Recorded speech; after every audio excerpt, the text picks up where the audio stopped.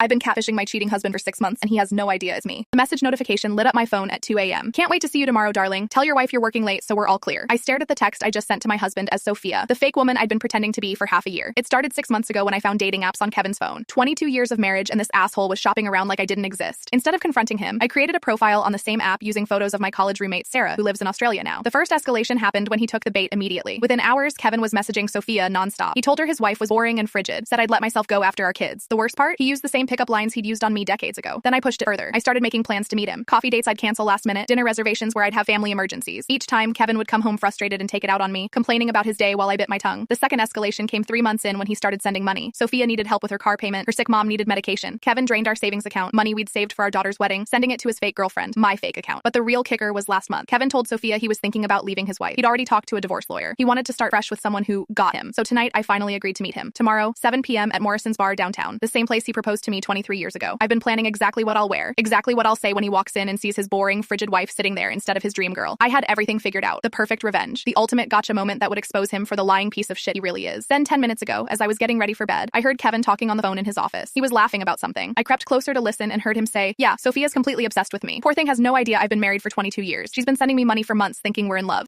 I couldn't breathe. The words kept echoing in my head as I pressed my ear harder against Kevin's office door. Poor thing has no idea I've been married for 22 years. My hands started shaking. This didn't make sense. Kevin thought Sophia was real, but I was Sophia. I created her. I sent those messages. I made those dates he never showed up to because I canceled them. "She's so gullible," Kevin continued, his voice carrying that smug tone I'd grown to hate. "Sends me money every month like clockwork. I've got her convinced I'm some struggling single guy who's head over heels for her." My legs gave out. I slid down the wall, my back scraping against the rough texture as reality crashed over me. Kevin wasn't talking about me catfishing him. He was talking about someone else entirely. Someone real named Sophia, who thought she was dating my husband. But that was impossible. I was Sophia. I had the dating profile. I had the conversations. Oh God, the voice I heard laughing with Kevin. It wasn't some random woman on the phone. That laugh was familiar in a way that made my stomach turn inside out. I knew that laugh because I'd heard it at every family dinner, every holiday, every birthday party for the past 43 years. It was my sister Lisa's laugh. I crawled to the kitchen on my hands and knees, afraid my legs wouldn't support me if I tried to stand. My phone sat on the counter where I'd left it, still logged into Sophia's dating profile. With trembling fingers, I opened the conversation thread with Kevin. That's when I saw them. Messages I never sent. "Kevin, I can't stop thinking about you. When can we meet in person? I understand you need to be careful because of your wife's situation. Take all the time you need. Here's $300 for your car repairs. I wish I could do more to help." Each message was timestamped during hours when I was at work, when I was sleeping, when I was sitting right next to Kevin watching TV. Someone else had access to this account. Someone else was talking to my husband while I thought I was the one pulling the strings. My entire revenge plan crumbled like sand through my fingers. For 6 months, I thought I was this clever puppet master exposing Kevin's cheating. But Kevin wasn't cheating with a fake woman I created. He was cheating with my sister using my fake identity. And somehow she'd gotten control of the account I thought belonged only to me. The financial records painted an even uglier picture. I pulled up our bank statements on my phone, cross-referencing the dates Kevin had received money. Every single transfer coincided with money disappearing from accounts I didn't even know Lisa had access to. She'd been funding Kevin's lies with her own money, but he was telling her it came from his sugar mama Sophia. Kevin's voice drifted from his office again. "Tomorrow night's the big test." Sophia finally agreed to meet face-to-face. I told her Morrison's Bar at 7.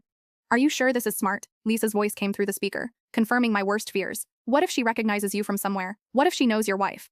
"Relax, babe. I've been careful. Besides, she's so desperate for love she'll believe whatever I tell her. I'll spin some story about why I look different from my photos." My sister was worried about Kevin's plan to meet Sophia. The Sophia she thought was a real person. The Sophia that was actually me, created with photos of Sarah from college. The web of deception was so twisted I couldn't even follow all the threads anymore. I stumbled to my laptop and opened every social media account, every email, every digital footprint I could think of. The truth slowly emerged like a photograph developing in dark water. Somehow Lisa had gained access to my Sophia account, probably during one of our coffee dates when I'd left my phone unattended. She'd been messaging Kevin as Sophia while I thought I was messaging him as Sophia. But Kevin didn't know Lisa was behind the account, and Lisa didn't know I'd created it. They were both living in their own versions of reality while I existed in mine. 3 people, 2 identities, one massive clusterfuck of lies and betrayal. The worst part was realizing that every time I'd canceled a date with Kevin as Sophia, Lisa had probably rescheduled it. Every time I thought I was jerking him around, they were actually meeting. My sister had been sleeping with my husband for months while using my fake identity as cover, and Kevin thought he was manipulating some random woman while actually being fed money and attention by his wife's sister. I wanted to throw up. I wanted to scream. I wanted to burn the whole house down and start over somewhere else. Instead, I did what I always did when the world collapsed around me. I made a plan. Tomorrow night at Morrison's Bar, all 3 versions of reality were going to collide. Kevin expected to meet Sophia. Lisa thought she was helping orchestrate Kevin's breakup with me, and I was going to show up as myself, armed with evidence that would destroy them both. But first, I needed answers.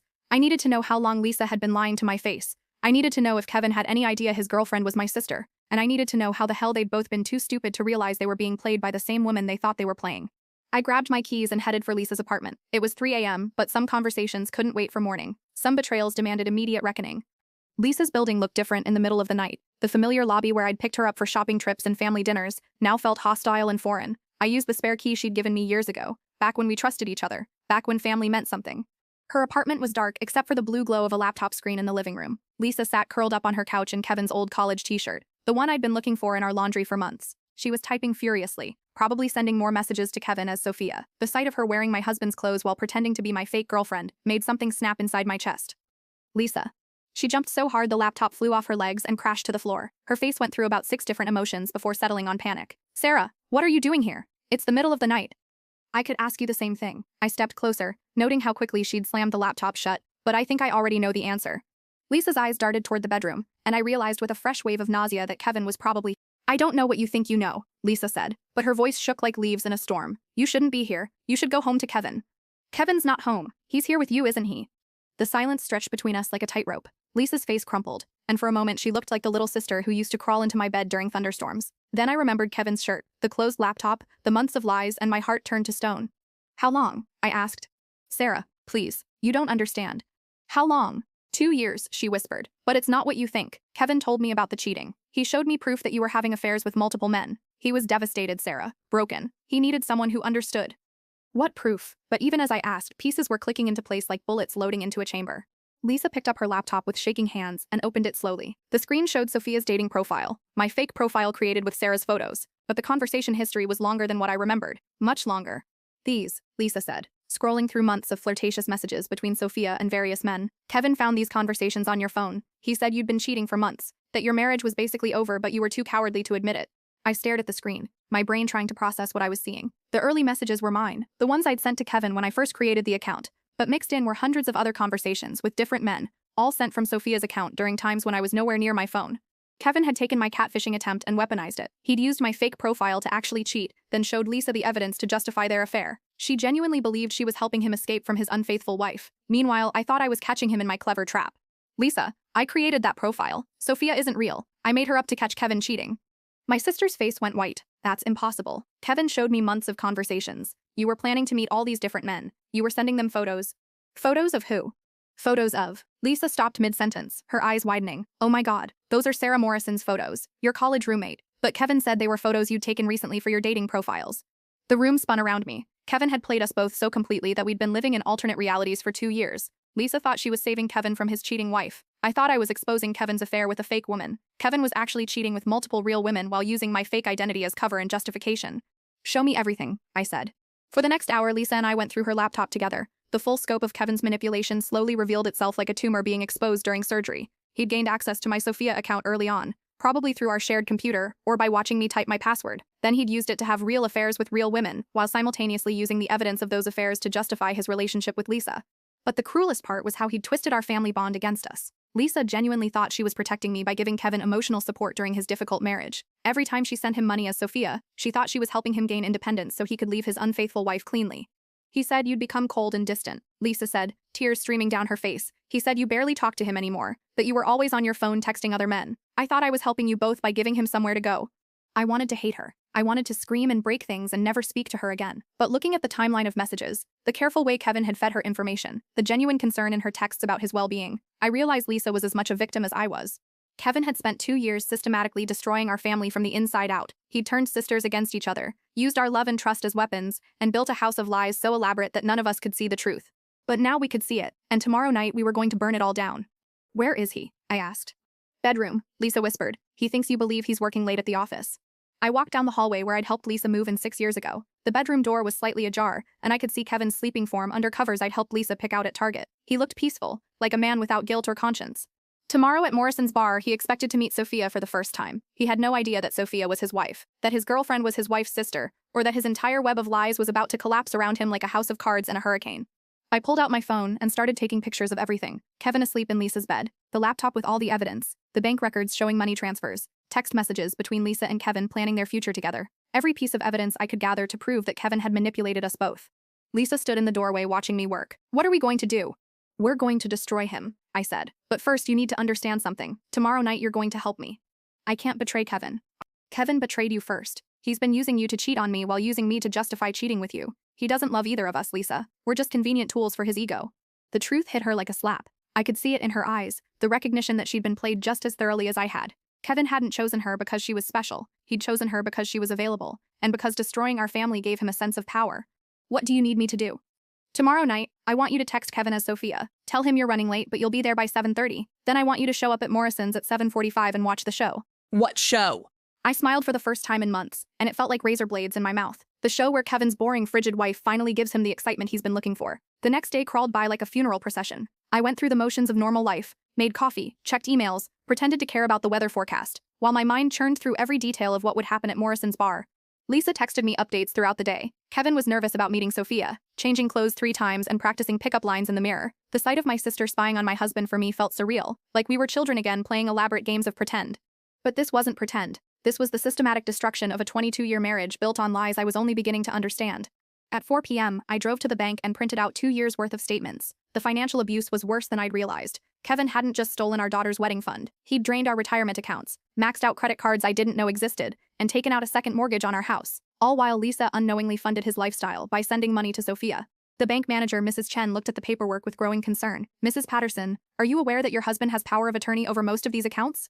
I wasn't aware. Apparently Kevin had forged my signature on documents while I was recovering from surgery last year. Another layer of betrayal to add to the pile. I need to freeze everything, I said, and I need copies of every transaction for the past 24 months. Mrs. Chen's expression softened with the kind of pity reserved for wives who discover their husband's secret lives. I'll get our fraud department involved. This level of financial deception, it's criminal. Mrs. Patterson. Criminal. The word followed me home like a shadow. Kevin wasn't just a cheating husband. He was a con artist who'd spent years systematically stealing from his own family. I spent the afternoon organizing evidence into neat folders. Bank statements in one pile, screenshots of the fake dating conversations in another, photos of Kevin sleeping in Lisa's bed in a third. By 6 p.m., I had enough documentation to destroy Kevin's life, 10 times over. Lisa texted at 6:30. He just left, wearing the blue shirt you bought him for your anniversary. He thinks he's meeting the love of his life. The irony was so sharp it could cut glass. Kevin was wearing a shirt I'd bought him to celebrate our marriage while going to meet a woman who was actually me, coordinated by my sister who thought she was helping him escape from me. I arrived at Morrison's bar at 6:45. The hostess recognized me. Kevin and I had celebrated anniversaries here for over a decade, and offered me our usual corner booth. I chose a table in the center instead, where everyone could see the show. Morrison's hadn't changed much since Kevin proposed here 23 years ago. Same dark wood paneling, same flickering candles, same jazz music that made everything feel like a film noir movie. How fitting that our marriage would end where it began, with all the same romantic atmosphere that now felt like a cruel joke. Kevin walked in at exactly 7 p.m., looking around nervously for a woman he'd never actually met. He'd styled his hair and was wearing cologne, probably the expensive bottle I'd given him last Christmas. My husband was dressed up for a date with his wife, orchestrated by his wife's sister, to expose affairs he was having with his wife's fake identity. The absurdity of it would have been funny if it wasn't destroying my life. I watched Kevin check his phone repeatedly, growing more anxious as minutes passed. At 7:15, he texted Sophia asking where she was. Lisa, sitting in her car outside, forwarded me the message and sent back. Sorry, running late, traffic is terrible. Be there in 15 minutes. Kevin ordered a whiskey and settled in to wait. I could see him mentally rehearsing his performance, the struggling single guy act he'd perfected over months of manipulation. He had no idea his audience was the woman whose life he'd systematically destroyed. At 7:30, I stood up and walked over to his table. Kevin. He looked up from his phone, and I watched his face cycle through confusion, panic, and calculation in about 3 seconds. Sarah, what are you doing here? I thought you were having dinner with your mom. I was never having dinner with Mom, just like you're not working late at the office. Kevin's eyes darted around the restaurant like a trapped animal, looking for escape routes. I don't know what you think is happening, but I can explain. Can you explain why you're wearing the shirt I bought you to meet another woman? What other woman? Sarah, you're being paranoid. I sat down across from him and placed my phone on the table, open to Sophia's dating profile. Kevin's face went white. Can you explain why you've been stealing money from our accounts to send to your girlfriend? Sarah, listen. Can you explain why your girlfriend is my sister? The whiskey glass slipped from Kevin's hand and shattered on the floor. The sound drew attention from other diners, but I didn't care. Let them watch. Let them see what happened when a man built his life on lies. I don't know what Lisa told you, Kevin said, his voice barely above a whisper, but she's lying. She's been obsessed with me for years. She threw herself at me when you were sick last year. Stop. The word came out like a gunshot. Just stop lying. I know everything, Kevin. I know about the fake dating profiles. I know about the money you stole. I know about the second mortgage you took out on our house. I know you've been using my identity to cheat while convincing Lisa she was saving you from your unfaithful wife. Kevin's mouth opened and closed like a fish dying on land. For the first time in 22 years of marriage, he had nothing to say. I created Sophia. I continued. 6 months ago, when I found dating apps on your phone, I thought I was so clever catfishing my cheating husband, but you turned my trap into your weapon. You used my fake profile to have real affairs, then showed Lisa the evidence to justify sleeping with her. Sarah, please. You made my sister believe she was helping me by destroying my marriage. You made me believe I was catching you in lies while you were actually living them. You played us against each other for 2 years while stealing everything we had. Kevin looked around the restaurant desperately, probably calculating whether he could run, but Lisa chose that moment to walk through the front door, and his last escape route disappeared. Lisa approached our table slowly, her face pale but determined. She'd been crying, her makeup was smudged, and her eyes were red, but she held herself with the kind of dignity that comes from finally seeing the truth. "Hello, Kevin," she said, sliding into the booth next to me. "Expecting someone else?" Kevin looked between us like a man watching his execution. "Lisa, what are you doing here? You're supposed to be what? Supposed to be hiding in your apartment while you meet your sugar mama? Supposed to be sending you money while you steal from my sister?" It's not like that. It's exactly like that. Lisa pulled out her laptop and opened it on the table. "Sarah and I spent all night going through everything. Every lie you told me about her. Every lie you told her about other women. Every dollar you stole from both of us." The laptop screen showed bank records, dating profiles, text messages, a complete documentary of Kevin's deception. Other diners were starting to stare, but I was beyond caring about public scenes. "You turned sisters against each other," I said. "You made Lisa think she was protecting me while she was helping you betray me. You made me think I was protecting myself while you were using my protection as a weapon." Kevin's hands shook as he reached for his phone. "This is insane. You're both acting crazy." "Crazy?" Lisa's voice rose dangerously. "I gave you 2 years of my life. I destroyed my relationship with my sister. I emptied my savings account. All because you convinced me Sarah was cheating, and you needed emotional support." "She was cheating. I showed you the messages." "Messages from a dating profile she created to catch you. Messages you sent to other women using her fake identity. You took her attempt to expose your lies and turned it into proof of her infidelity."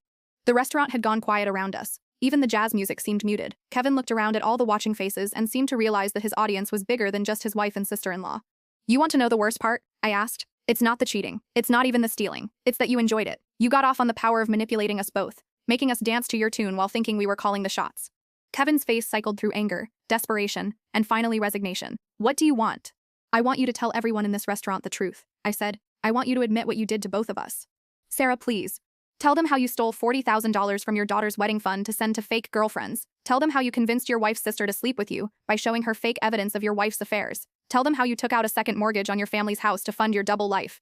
Kevin looked around the restaurant at dozens of faces staring at him with disgust and fascination. A few people were holding up phones, probably recording. His reputation, minus the carefully constructed image of the devoted family man, was crumbling in real time. Kevin's voice cracked. "I made mistakes." "Mistakes?" Lisa laughed bitterly. "Kevin, you spent 2 years systematically destroying 2 women who loved you. That's not a mistake. That's a pattern of abuse." "Say it," I demanded. "Say what you did." Kevin's shoulders sagged in defeat. When he spoke, his voice was barely audible. "I cheated on my wife with her sister. I stole money from our accounts. I manipulated both of them by using fake dating profiles." Louder. "I cheated on my wife with her sister." Kevin's voice broke completely. "I stole money from my family. I lied to everyone about everything." The restaurant buzzed with whispers and shocked murmurs. Kevin buried his face in his hands, finally experiencing the shame he'd avoided for years by living in lies. I stood up and gathered my evidence. "Lisa and I are going to the police station to file fraud charges. Then we're going to a divorce lawyer. You have until tomorrow morning to find somewhere else to live." "Sarah, wait." 22 years, I said. 22 years I gave you. I supported your dreams, raised your children, believed your lies, and you threw it all away because manipulating people made you feel powerful." I looked around the restaurant one last time. Everyone was still staring at Kevin like he was a fascinating train wreck. His humiliation was complete, public, and permanent. "Enjoy your date," I told him. "You finally got to meet Sophia face to face." Lisa and I walked out together, leaving Kevin alone at a table surrounded by strangers who now knew exactly what kind of man he was. The evening air felt crisp and clean after the suffocating atmosphere of deception I'd been breathing for months. "Are we okay?" Lisa asked as we reached our cars. "No." I looked at my sister, really looked at her, for the first time in months. She'd lost weight. There were circles under her eyes. She looked like someone who'd been carrying a terrible secret for too long. "We will be," I said. "It's going to take time, and therapy, and probably a lot of very honest conversations. But Kevin doesn't get to destroy our family just because he destroyed our trust." Lisa started crying again, but this time it sounded like relief. "I'm so sorry, Sarah. I thought I was helping. I know. That's what makes him so dangerous. He's good at making people think his problems are their fault. His needs are their responsibility." We hugged in the parking lot of Morrison's bar, 2 sisters putting pieces back together after a hurricane. It wasn't forgiveness yet. That would take much longer. But it was recognition. We'd both been victims of the same predator. We'd both been played by someone who knew exactly how to weaponize love against the people who felt it. The next morning, Kevin was gone. He'd taken some clothes and his laptop, leaving behind 22 years of marriage like it meant nothing. I found a note on the kitchen counter. "I'm sorry. I'll sign whatever papers you want." Even his apology was manipulative, designed to make me feel guilty for destroying him when he'd spent years destroying us first. Lisa helped me change all the locks. We spent the day calling banks, credit card companies, and lawyers. The financial damage was worse than we'd initially calculated. Minus Kevin had essentially bankrupted our family while funding multiple affairs and his lifestyle with Lisa. But we had evidence: bank records, text messages, recorded confessions. The district attorney was interested in the fraud charges. My divorce lawyer called it one of the most clear-cut cases of financial abuse she'd ever seen. 6 months later, Kevin was living in a studio apartment across town, working at a furniture store because his engineering firm had fired him when the criminal charges became public. The video of his confession at Morrison's had gone viral on social media, turning him into a cautionary tale about the consequences of systematic deception. Lisa and I were in therapy together, working through the layers of betrayal and manipulation. It was hard work, harder than I'd expected. Some days I hated her for believing Kevin's lies. Some days she hated me for creating the situation that made those lies possible. But we were both learning to see Kevin's deception for what it really was: a masterclass in psychological abuse. He'd isolated us from each other, made us complicit in our own destruction, and convinced us we were protecting each other while we were actually helping him hurt each other. The hardest part was accepting that we'd both been vulnerable to manipulation because we loved each other. Kevin had weaponized our family bond, turned our care into a tool for destruction. But family bonds, I was learning, are stronger than the people who try to break them. Lisa and I were rebuilding our relationship on honest ground this time. No secrets, no lies, no hidden agendas. Our kids were struggling with their father's fall from grace, but they were rallying around us. Our daughter postponed her wedding but said she'd rather wait and have it paid for with clean money than have it funded by theft and lies. The house sold quickly. Apparently notoriety has its advantages in real estate. Lisa and I split the proceeds after paying off Kevin's debts. It wasn't much, but it was enough for fresh starts. I bought a small condo near the beach and started teaching yoga classes. Lisa went back to school for her master's degree. We had dinner together every Sunday, slowly rebuilding trust through consistency and honesty. Kevin tried to contact us a few times. Emails asking for forgiveness, text messages claiming he'd changed, voicemails promising he'd get help. We blocked him from everything. Some people don't deserve second chances, especially when they've proven they'll use every chance as an opportunity for more manipulation. The divorce was finalized on a Tuesday in March. 22 years of marriage dissolved into paperwork and legal documents. I kept my maiden name and my dignity. Kevin kept his shame and his consequences. Walking out of the courthouse, I felt something I hadn't experienced in years. Genuine freedom. Not the fake freedom of thinking you're in control while being manipulated, but real freedom that comes from seeing the truth clearly and choosing to live in it. Lisa was waiting for me on the courthouse steps. "How do you feel?" "Like I can breathe again," I said. That evening, we went to Morrison's bar for dinner, not to relive trauma or create dramatic scenes, but because we refused to let Kevin's manipulation ruin a place that held good memories too. We ordered wine and talked about our plans for the future. The hostess recognized us and asked how we were doing. "Much better now," Lisa said. "We're learning that some endings are actually beginnings." As we left the restaurant, I thought about the woman I'd been 6 months ago. The woman who thought she was so clever for catfishing her cheating husband. That woman had no idea she was walking into a trap that had been set years before she even knew there was a game being played. But that woman had also been stronger than she knew. Strong enough to gather evidence. Strong enough to demand the truth. Strong enough to walk away from a marriage built on lies, even when that marriage had defined her entire adult life. Kevin had tried to destroy us by turning us against each other. Instead, he'd taught us both what we were capable of surviving. We'd been through the worst kind of betrayal and come out the other side with our integrity intact.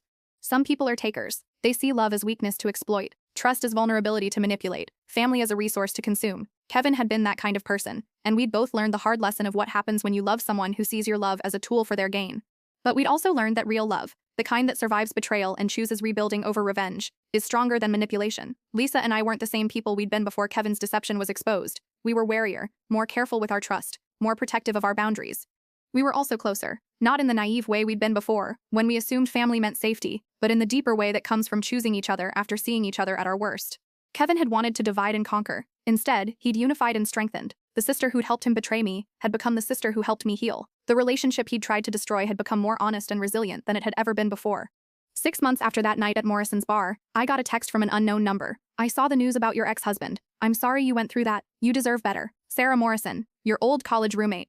It was Sarah from Australia, the woman whose photos I'd used to create Sophia. Someone had sent her the viral video of Kevin's public confession, and she'd realized her pictures had been part of the deception. I called her that night, and we talked for hours. She was married with 3 kids and lived on a sheep farm outside Brisbane. She thought the whole story was both horrible and hilarious, and she promised to send me updated photos so I could remember what she actually looked like now, instead of the college version Kevin had ruined. "You know what's funny?" Sarah said. "Kevin fell for photos of me from 20 years ago, but he couldn't see the value of the real woman he had right in front of him."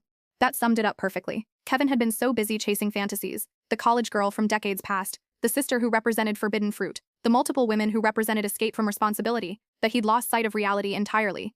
He'd traded a real marriage for fake relationships. He'd traded his family's trust for strangers' temporary attention. He'd traded his integrity for the illusion of power over other people's emotions. In the end, Kevin got exactly what he'd been chasing all along. He was alone, with no one left to manipulate and no one left to love him. His punishment wasn't prison or poverty. It was becoming the kind of person no one could trust. The kind of man everyone warns their friends about. Lisa and I, meanwhile, had learned that surviving betrayal isn't about getting revenge or proving who's right. It's about choosing truth over comfort, growth over stagnation, and each other over the people who try to divide you. We'd been catfished by someone we thought we knew completely, but in the process of untangling his lies, we'd discovered truths about ourselves that made us stronger than we'd ever been before. The woman who created Sophia to catch her cheating husband had been naive about the depths of deception possible in a marriage. The woman who survived Kevin's manipulation knew better now. She knew that some people are capable of elaborate, sustained cruelty. She also knew that she was capable of elaborate, sustained strength. That knowledge, hard-won and painful as it was, turned out to be worth more than 22 years of comfortable lies. As I write this, a year has passed since that night at Morrison's. Lisa and I are planning a trip to Australia to visit Sarah on her sheep farm. We're going to take new pictures together. Real ones this time, with our real faces and our real lives. Kevin can keep Sophia. She never existed anyway. We're building our futures on solid ground now, with clear eyes and honest hearts. Some catfish stories are about people pretending to be someone they're not online. This one was about a man who pretended to be someone he wasn't in real life for so long that he forgot who he actually was underneath all the lies. But it's also about two sisters who remembered who they were to each other, even after someone tried to make them forget. In the end, that's the only identity that really mattered.